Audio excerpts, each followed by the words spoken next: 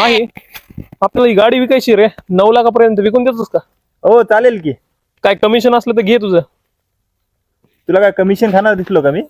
दोस्तानात no commission देतो विकून. Done.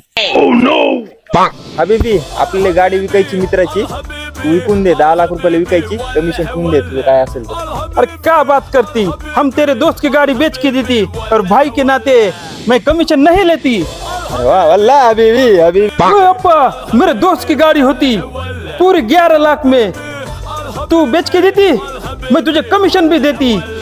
हबीबी मित्रात कसलं कमिशन, असंच विकून देतो.